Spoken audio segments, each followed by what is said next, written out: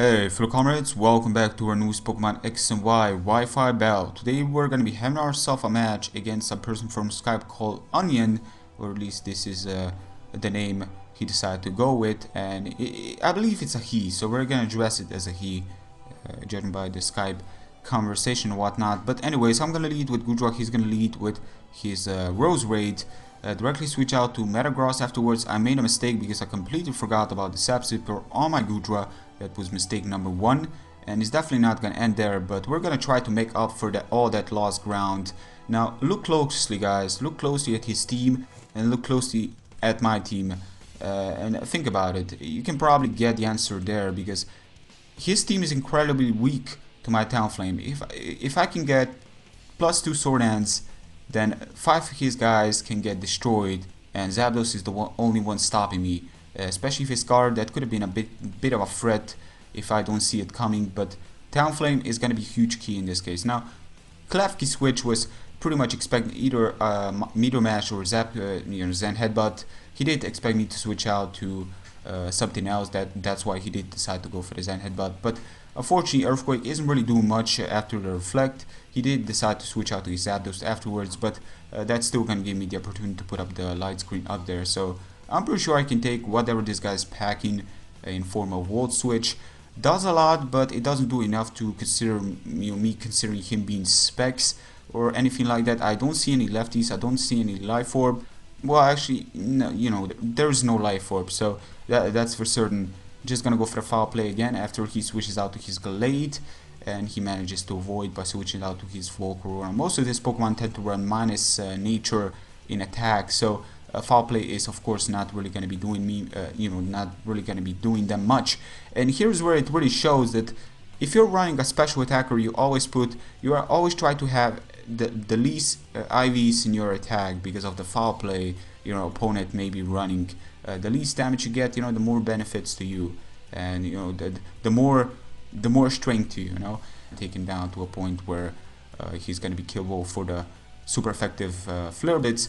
Either that, the damage probably didn't really matter. Flare Blitz would probably take him down either way, but I cannot risk it.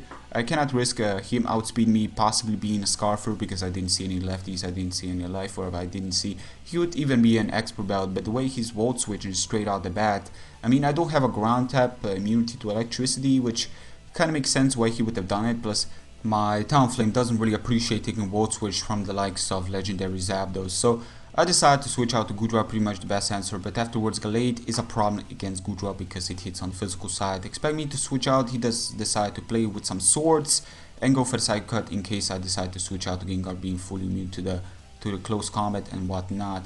It was enough to take down the Kangaskhan anyways, so it was a safer move in general. Anyways, I switch out to Klefki, put up the Reflect, which was a mistake on my behalf, considering that all the rest of his guys are of course special, so putting up the Reflect doesn't really make much sense.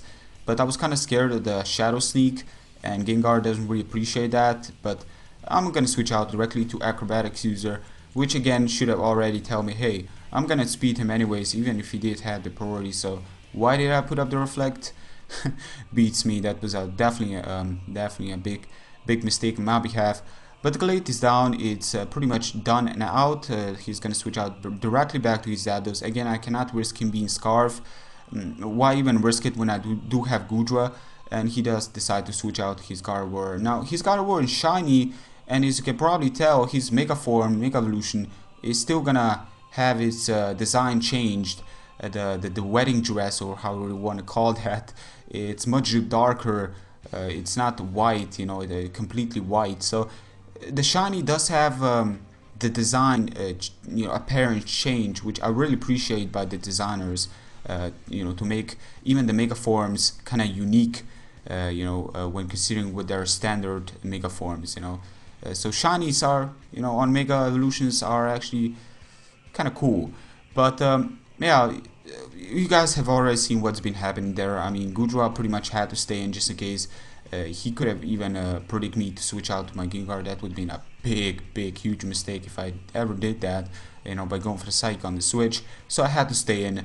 Rose Raid, after me taking down his Mega Gardevoir, Rose Raid comes in, I was thinking it doesn't have too many things to hit me, but I'm gonna take those words back because the guy is gonna go for something I really didn't expect, and that was Shadow Ball.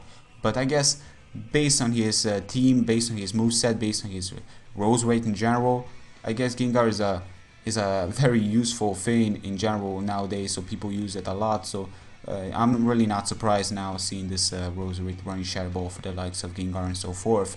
Anyways, I'm gonna switch out to my Talonflame afterwards. Again, Talonflame pretty much being the absolute revenger, especially against his team. Expecting him to go for the Volt Switch again because this is what he's been pretty much being addictive to for the past like 15 turns. But he's gonna switch out to Volcarona afterwards. I'm gonna go for the Volt Switch again. Hey, two can play this game. I'm gonna speed him either way. I'm pretty sure I can outspeed him.